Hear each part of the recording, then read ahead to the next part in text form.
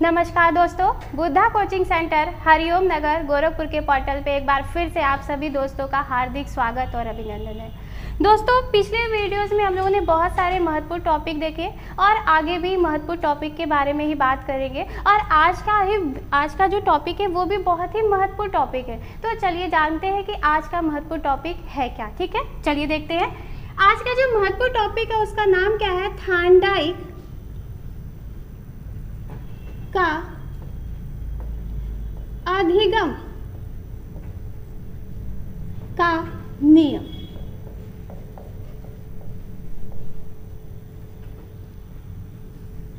जी हाँ दोस्तों, आज का जो महत्वपूर्ण टॉपिक है जिसके बारे में हम डिस्कशन करने वाले हैं वो टॉपिक क्या है? थार्नडाइक का अधिगम का नियम। थार्नडाइक महोदय ने सीखने के कुछ नियम दिए और इस नियम के तहत उन्होंने बताना चाहा कि किस तरीके के नियम का क्या इफेक्ट पड़ता है और किस तरीके का नियम ज़्यादा प्रभावशाली होगा शिक्षण प्रक्रिया में लाने के लिए। ठीक है, और यही बात की पुष्टि करना चाह रहे थे कौन? थार्नडाइक महोदय। तो देखिए, थार्नडाइक महोदय ने सीखने के नियम के अंतर्गत उन्होंने कहा क्या कि दो तरीके का नियम होता है, यानी कि उन्होंने मुख्यतः बताया क्या कि दो तरीके के नियम के बारे में। और उसमें उन्होंने कहा क्या कि जो पहला नियम होता है उसको हम कहते हैं क्या है? मुख्य नियम। क्या कहते हैं? मुख्य नियम। अब इसे हम कह सकते हैं क्या? प्राथमिक नियम भी कह सकते हैं ना जी, बिल्कुल कह सकते हैं। यानी कि मुख्य नियम या फिर प्राथमिक नियम के बारे में बात करें तो हमें बात एक की ही समझनी है। ठीक है, वहीं पे जो उन्होंने दूसरा नियम बताया उसको उन्होंने कहा कि इसको हम कहते क्या है? गौड़ नियम। अब गौड़ नियम को हम द्वितीय नियम लिख सकते हैं ना? बिल्कुल लिखा जा सकता है, यानी कि इसको हम कह सकते हैं क्या? द्वितीय नियम। ठीक, यानी कि थार्नडाइक ने अधिगम के नियम के अंतर्गत यानी कि सीखने के नियम के अंतर्गत मुख्यतः कितने नियम बताए? दो, जिसमें पहला क्या? मुख्य नियम या फिर जिसको हम कह सकते हैं क्या? प्राथमिक नियम। वहीं पे दूसरा क्या? गौड़ नियम, जिसको हम कह सकते हैं क्या? द्वितीय नियम। ठीक, अब देखिए, मुख्य नियम या प्राथमिक नियम के अंतर्गत उन्होंने कहा क्या कि मुख्यतः तीन तरीके के नियम के बारे में उन्होंने बात की। कितने प्रकार के नियम के बारे में? तीन प्रकार के नियम के बारे में बात की। और विगत वर्षों में ये क्वेश्चन पूछा भी गया है यूपी टेट के अंतर्गत कि अधिगम के प्रथम नियम की संख्या कितनी है तो कितनी है, या फिर अधिगम का मुख्य नियम की संख्या कितनी है तो कितनी है अधिगम के मुख्य नियम की? 3। ठीक, वहीं पे कई बार यूपी टेट के अंतर्गत ये भी पूछा या फिर सुपर टेट का भी टॉपिक है तो सुपर टेट के अंतर्गत भी पूछा जा सकता है कि अधिगम के नियम के अंतर्गत गौड़ नियम की संख्या कितनी है या फिर द्वितीय नियम की संख्या कितनी है। तो थार्नडाइक महोदय ने कहा कि द्वितीय या फिर गौड़ नियम की संख्या कितनी है? यहाँ पे 5 है। ठीक, यानी कि मुख्य नियम की संख्या कितनी? 3 और वहीं पे गौड़ नियम की संख्या कितनी? 5। ठीक, चलिए एक एक करके देखते हैं कि मुख्य नियम के अंतर्गत उन्होंने इन तीनों नियमों के अंतर्गत क्या बातें कही, वहीं पे गौड़ नियम के अंतर्गत उन्होंने पांचों नियम के अंतर्गत क्या बातें कही। ठीक, देखते हैं। मुख्य नियम में थार्नडाइक महोदय ने कहा क्या कि जो सबसे पहला नियम होता है उसको हम कहते क्या है? तत्परता का नियम। कौन सा नियम है यह? तत्परता का नियम। ठीक, कई बार आपकी शिक्षक भर्ती के अंतर्गत पूछा हुआ प्रश्न है कि थार्नडाइक के अधिगम का प्रथम नियम कौन सा है? तो प्रथम नियम कौन सा है? तत्परता का नियम है। यह बात आप याद रखेंगे क्योंकि बार बार ये क्वेश्चन पूछता है। ठीक, कि थार्नडाइक के अधिगम का प्रथम नियम कौन सा है? तो कौन सा है? तत्परता का नियम। ठीक, अब तत्परता के नियम के बारे में यदि बात की जाए तो नाम से ही स्पष्ट हो रहा है कि किसी कार्य को करने के लिए क्या होना? तत्पर होना।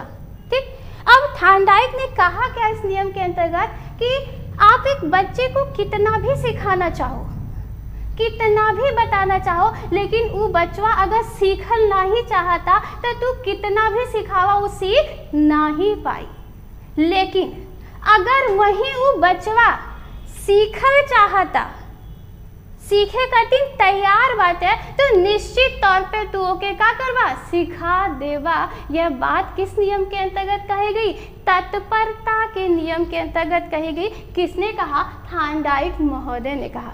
ठीक, कहा क्या कि इस नियम के अंतर्गत यदि किसी बालक को सिखाने की हम लाख प्रयास कर ले, लाख कोशिश कर ले, लेकिन अगर बच्चा सीखने के लिए तैयार ही नहीं है, मानसिक स्थिति में ही नहीं है, तो हम किसी भी तरीके से उसको सिखा नहीं सकते। लेकिन अगर बच्चा सीखने के लिए तैयार है, बिल्कुल तत्पर है, तो उसको निश्चित तौर पे हम क्या कर सकते हैं, बड़ी आसानी से सिखा सकते हैं। अब सवाल ये है कि बच्चा सीखेगा काहे?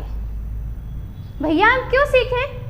तो सवाल बिल्कुल सही है, लेकिन अगर बच्चे की रुचि उस विषय वस्तु में हो, बच्चे की इच्छा उस विषय वस्तु में हो, तो निश्चित तौर पे बच्चा क्या करेगा, तत्पर रहेगा किसी भी क्रिया को करने के लिए। और यही बात कहा गया क्या, तत्परता के नियम के अंतर्गत। ठीक, तो कहा क्या गया कि तत्परता के नियम पे जहाँ पर बच्चों में मानसिक स्थिति या रुचि के आधार पर उसको तत्पर करने की बात की गई, तो इस वजह से कहा गया कि यह जो नियम है वह रुचि व इच्छा पर आधारित है। आधारित होगी कि नहीं? बिल्कुल होगी, यानी कि रुचि व इच्छा पर आधारित। ठीक, अब जब रुचि है, इच्छा है, तो बिना ही लगाम कसे, बिना ही स्कूल जबरदस्ती लाए बच्चा खुद ही क्या करता है, स्कूल आने लगता है। और इस बात को पकड़ा किसने, वुडवर्थ महोदय ने। और वुडवर्थ महोदय ने कहा क्या कि इसको हम कहते क्या है, मानसिक तैयारी का नियम। यानी कि तत्परता के नियम को हम क्या कह सकते हैं, मानसिक तैयारी का नियम। यह बात किस नियम के अंतर्गत कही गई, तत्परता के नियम के अंतर्गत कही गई। यानी कि तत्परता के नियम में बच्चा क्या है, रुचि व इच्छा पर आधारित रहता है, यानी कि तत्पर रहेगा। और वहीं पे वुडवर्थ ने कहा क्या कि इस कॉन्सेप्ट को हम क्या कहते हैं, मानसिक तैयारी का नियम। यह बात किसके अंतर्गत हो रही थी, तत्परता के नियम के अंतर्गत। ठीक, वहीं पे दूसरा नियम उन्होंने लिया, किसने, थार्नडाइक महोदय ने। और दूसरा नियम उन्होंने कहा क्या कि दूसरा नियम कहलाता है अभ्यास का नियम। ठीक, यानी कि दूसरा नियम क्या है, मुख्य नियम के अंतर्गत अभ्यास का नियम। और यह भी प्रश्न विगत वर्षों से आपके शिक्षक भर्ती के अंतर्गत पूछा हुआ है। देता क्या है कि थार्नडाइक का दूसरा नियम कौन सा है, तो दूसरा नियम कौन सा है, अभ्यास का नियम। ठीक, अब देखें क्या कि नाम से यह भी स्पष्ट कर रहा है कि कितना भी कोई तत्पर हो, कितना भी कोई नॉलेज गेन कर ले, कितना भी उसके पास स्टोरेज हो, लेकिन वह उसका प्रैक्टिस ही नहीं कर रहा है, ठीक, उसका अभ्यास ही नहीं कर रहा है, तो किसी भी तरीके से उस स्टोरेज का कोई भी फायदा नहीं है। ठीक, तो इस नियम के अंतर्गत थार्नडाइक महोदय ने क्या कहा कि दो तरीके के अभ्यास के बारे में उन्होंने बात की। कहा क्या कि पहला जो अभ्यास होता है उसे हम कहते हैं क्या है, उपयोग का नियम। क्या कहते हैं, उपयोग का नियम। ठीक, वहीं पे दूसरा जो अभ्यास उन्होंने बताया जिसे हम कहते हैं क्या है, अनुपयोग का नियम।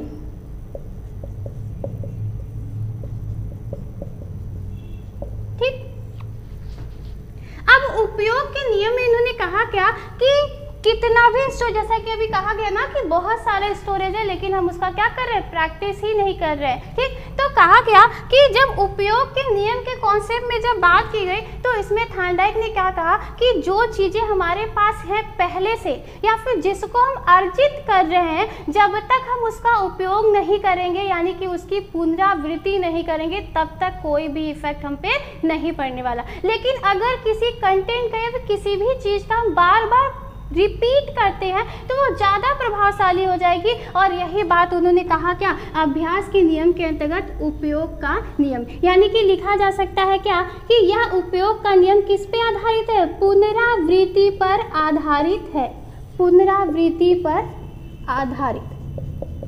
ठीक, वहीं पे एक तरफ आपको दिख रहा है अनुपयोग का नियम, जो कि अभ्यास के नियम के अंतर्गत ही है। इसमें थार्नडाइक ने क्या कहा कि जब हम किसी चीज को गेन कर लेते हैं, किसी ज्ञान की प्राप्ति कर लेते हैं, तो किसी भी थिंग्स को हम अचीव कर लेते हैं, लेकिन उसका थोड़े समय हम उपयोग करते हैं, उसके बाद से हम उसका उपयोग नहीं करते, तो वो निश्चित तौर पे क्या होता है, भूल जाता है। यानी कि अनुपयोग का नियम किस पे आधारित है, विस्मृति पर आधारित है कि नहीं, बिल्कुल है। यानी कि लिखा जा सकता है क्या, विस्मृति पर आधारित। ठीक, अभ्यास के नियम के अंतर्गत 2 नियम बताया थार्नडाइक महोदय ने, जिसमें पहला क्या उपयोग का नियम, वहीं पे दूसरा क्या अनुपयोग का नियम। उपयोग के नियम में उन्होंने कहा क्या कि पुनरावृत्ति पर आधारित है, वहीं पे अनुपयोग के नियम में उन्होंने कहा क्या विस्मृति पर आधारित है। अभ्यास के नियम में एक बड़ी ही इंटरेस्टिंग सी 4 लाइनें आप लोगों ने सुनी होगी। करत करत अभ्यास ते जड़मत होए सुजान, रसरी आवत जात ते सिल पर पड़त निशान। यानी कि यह बात जो कि कक्षा 8 में या 6 में हम लोगों ने पढ़ा होगा, ये जो एक कविता थी, ये कविता स्पष्ट करती है कि जब हम किसी कार्य को लगातार करते हैं तो वह कार्य कैसा होगा, प्रभावशाली होगा। लेकिन जब हम किसी कार्य को लगातार नहीं करते हैं तो वह कार्य प्रभावशाली नहीं हो सकता। ठीक, तो यह 2 नियम किसके थे, मुख्य नियम के अंतर्गत किसने दिए थे, थार्नडाइक ने दिए थे। ठीक, वहीं पर हम तीसरे नियम के बारे में यहाँ पे बात कर लेते हैं। तीसरा जो नियम है उसको हम कहते हैं क्या है, प्रभाव का नियम। क्या कहते हैं, प्रभाव का नियम। ठीक, अब प्रभाव का नियम भी अपने आप को ही स्पष्ट कर रहा है, जैसा कि तत्परता का और या फिर अभ्यास का नियम अपने आप को डिस्क्राइब कर रहा था, वैसे ही प्रभाव का नियम ये बता रहा है अपने आप को कि जब किसी कार्य को करने के पश्चात, ठीक, हमें सुख की प्राप्ति होती है, यानी कि सकारात्मक रिजल्ट हमें प्राप्त होता है, तो हम उस कार्य को बार बार करते हैं। लेकिन अगर किसी कार्य को करने के पश्चात नकारात्मक रिजल्ट हमें प्राप्त होता है तो उस कार्य को हम नहीं करते, बल्कि हमारे अंदर क्या होती है, असंतोष की प्राप्ति होती है। और इस वजह से कहा गया कि यह जो नियम है शिक्षा के क्षेत्र में बहुत ही महत्वपूर्ण भूमिका निभाता है, क्योंकि एक शिक्षक को चाहिए कि वह अपने शिक्षार्थी को जब वो कुछ अच्छा काम करे तो उसको संतोष की प्राप्ति दे, यानी कि फीडबैक दे पॉजिटिव। लेकिन अगर नेगेटिव कार्य कर रहा है तो भी उसे नेगेटिव फीडबैक दे, जो कि क्या कहलाता है, प्रभाव का नियम कहलाता है। ठीक, प्रभाव के नियम को तो हम एक और नाम से आते हैं संतोष व असंतोष का नियम। ठीक, यानी कि थार्नडाइक महोदय के सीखने के नियम के अंतर्गत मुख्य नियम की संख्या कितनी, 3, जिसमें पहला नियम कौन सा, तत्परता का, दूसरा नियम कौन सा, अभ्यास का, और तीसरा नियम कौन सा, प्रभाव का नियम। और ये बहुत ही महत्वपूर्ण था। ठीक, आगे बढ़ते हैं। गौड़ नियम के कॉन्सेप्ट में थार्नडाइक महोदय ने क्या कहा। गौड़ नियम के कॉन्सेप्ट में थार्नडाइक महोदय ने पहला नियम दिया और कहा कि जो पहला नियम उसको हम कहते क्या है, बहु अनुक्रिया का नियम। ठीक, अब बहु अनुक्रिया के नियम के बारे में यदि बात किया जाए तो क्यों ना थियरी के बारे में ही बात कर ले, जो कि किसकी है, थार्नडाइक महोदय की है। थार्नडाइक महोदय ने जो थियरी लिया था उसमें उन्होंने नाम दिया था प्रयास एवं त्रुटि का सिद्धांत दिया था ना। जी हाँ, अब देखिए कुछ वही बात यहाँ पे कहने वाले हम लोग, यानी कि बहु अनुक्रिया का नियम। यानी कि कहा गया कि जब हम कुछ सीखते हैं या बच्चा कुछ सीखता है तो बहुत सारी क्या करता है, अनुक्रिया करता है। अब जब बहुत सारी अनुक्रिया कर रहा है तो निश्चित तौर पे कुछ अनुक्रियाएं क्या होंगी, सकारात्मक होगी, और कुछ अनुक्रियाएं क्या होगी, नकारात्मक होगी। यानी कि वो प्रयास भी करेगा और क्या करेगा, त्रुटि भी करेगा। तो इसी वजह से यह बहु अनुक्रिया का नियम किस सिद्धांत पर आधारित है, प्रयास एवं त्रुटि के सिद्धांत पर आधारित है। प्रयास एवं त्रुटि के सिद्धांत पर आधारित। ठीक, यानी कि बहु अनुक्रिया का नियम किस नियम पर या किस सिद्धांत पर आधारित है, तो किस सिद्धांत पर आधारित है, प्रयास एवं त्रुटि के सिद्धांत पर आधारित है। जहां पे थार्नडाइक महोदय ने गौड़ नियम के अंतर्गत बहु अनुक्रिया का नियम दिया, वहीं पे उन्होंने दूसरा नियम क्या दिया, आंशिक क्रिया का नियम। ठीक, यानी कि दूसरा नियम कौन सा है गौड़ नियम के अंतर्गत?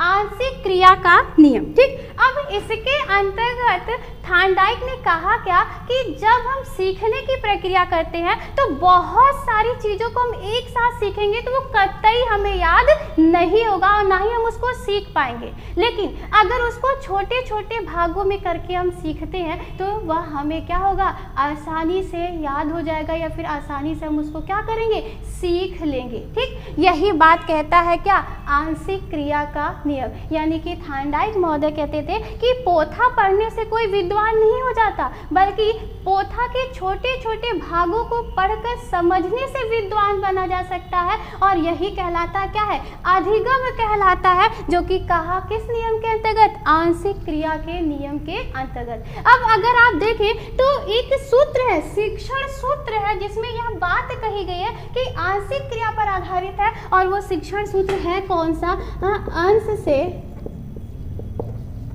पूर्ण के शिक्षण सूत्र पर आधारित। ठीक, यानी कि अंश से पूर्ण के शिक्षण सूत्र पर आधारित थार्नडाइक का कौन सा नियम है, तो कौन सा नियम है, आंशिक क्रिया का नियम है। अगर वही प्रश्न ये पूछे कि प्रयास एवं त्रुटि के सिद्धांत पर आधारित कौन सा नियम है, तो कौन सा नियम है, बहु अनुक्रिया का नियम है। ठीक, आगे बढ़ते हैं, तीसरा नियम देखते हैं। तीसरा नियम इन्होंने बताया क्या कि साहचर्य परिवर्तन का नियम। साहचर्य, या फिर उससे पहले ये देख लेते हैं हम लोग, मानसिक स्थिति या फिर इसी को हम कहते हैं क्या है, मनोवृत्ति का नियम।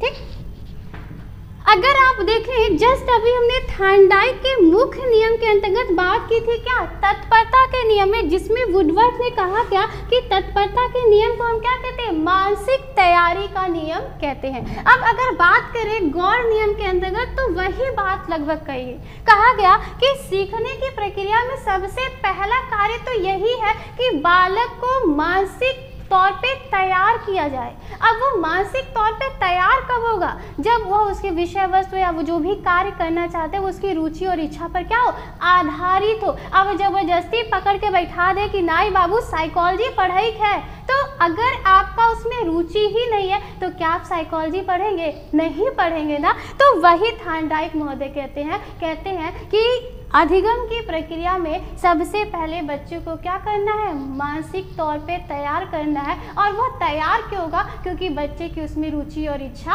है। अब यह सारी बातें आपने देखी है कि थार्नडाइक के मुख्य नियम के अंतर्गत किस नियम के अंतर्गत मिला है, तत्परता के नियम के अंतर्गत मिला है। तो इस वजह से मानसिक स्थिति या फिर मनोवृत्ति या फिर अभिवृत्ति भी इसे कह सकते हैं, यह किस पर आधारित है, थार्नडाइक महोदय के मुख्य नियम के अंतर्गत प्रथम नियम पर आधारित है, जो कि क्या है, तत्परता का नियम पर आधारित। ठीक, यानी कि सवाल अगर ये पूछता है कि तत्परता पर आधारित है, कौन सा नियम आधारित है, तो कौन सा नियम आधारित, मानसिक स्थिति, मनोवृत्ति या अभिवृत्ति का नियम आधारित है। चलिए देखते हैं अगला नियम क्या बताया। अगला नियम इन्होंने बताया कि समान परिस्थिति का नियम। ठीक, थार्नडाइक महोदय ने बड़ी इंटरेस्टिंग सी बात कही। कहा क्या कि बच्चे को सबसे पहले ये मत बताइए कि एप्पल, नहीं, बल्कि बच्चे को ये बताइए कि एप्पल दिखाइए पहले, जो कि स्वाभाविक तौर पे वो 6 महीने के बाद या साल भर के बाद देखना शुरू कर देता है, खाना अपना कौन से मतलब जान जाता है कि इसी को हम क्या कहते हैं, एप्पल कहते हैं, सेब कहते हैं। तो उन्होंने कहा क्या कि बच्चे को जो पहले से ज्ञान यानी कि जो पहले से वो जानता है, पूर्व ज्ञान है, उसके आधार पर आप उसको क्या करें, नवीन ज्ञान प्रदान करने की कोशिश करें। और वही कहलाता है क्या, समान परिस्थिति का नियम। और अगर बात किया जाए शिक्षण सूत्र के बारे में, तो यह ज्ञात से अज्ञात शिक्षण सूत्र पर आधारित है ना। यानी कि समान परिस्थिति मतलब पूर्व ज्ञान के आधार पर नवीन ज्ञान, और पूर्व ज्ञान को हम क्या कह सकते हैं, ज्ञात कह सकते हैं, और नवीन ज्ञान को हम क्या कह सकते हैं, अज्ञात कह सकते हैं। तो इस वजह से कहा गया यह ज्ञात से अज्ञात शिक्षण सूत्र पर क्या है, आधारित है। और यह है गौड़ नियम का सबसे लास्ट नियम, जो कि क्या है, साहचर्य परिवर्तन का नियम। इसमें थार्नडाइक महोदय ने बताया क्या कि जब किसी विषय वस्तु के साथ किसी का बॉन्ड बन जाता है, ठीक, अब उस विषय वस्तु को अगर हटा भी दिया जाए तो उस बॉन्ड पे किसी भी तरीके का कोई इफेक्ट ना पड़े, तो उस तरीके के नियम को हम क्या कहते हैं, साहचर्य परिवर्तन का नियम कहते हैं। और इसका सबसे अच्छा एग्जाम्पल क्या है, एक थियरी है जो कि किसकी है, पावलोव महोदय की है।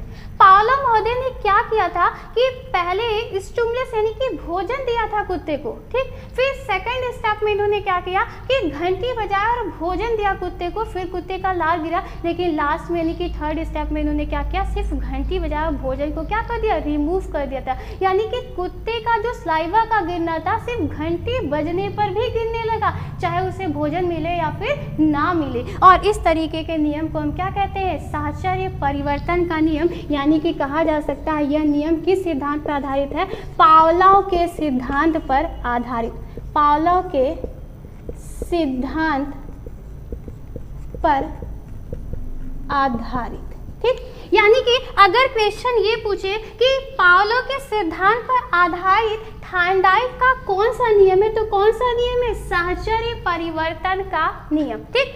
यानी ये सारे नियम किसके थे, थार्नडाइक महोदय के किस कॉन्सेप्ट में थे, अधिगम के कॉन्सेप्ट में थे। आई होप गाइस कि आपको ये सारी चीज़ें बड़ी बेटर तरीके से समझ में आई होंगी। लेकिन फिर भी यदि कोई डाउट है या फिर कोई प्रश्न इस टॉपिक से रिलेटेड, तो आप जाएंगे कहाँ पे, बुद्धा कोचिंग सेंटर हरिओम नगर के पोर्टल पे, और वहाँ पे जाके करेंगे क्या, जल्दी से कमेंट, जिससे कि हम और हमारे बुद्धा कोचिंग के सभी सदस्य मिलकर आपकी इस कमेंट्स का जवाब दे सके, यानी आपकी समस्या का क्या कर सके, समाधान कर सके। चलिए मिलते हैं अगले वीडियो में, तब तक के लिए धन्यवाद।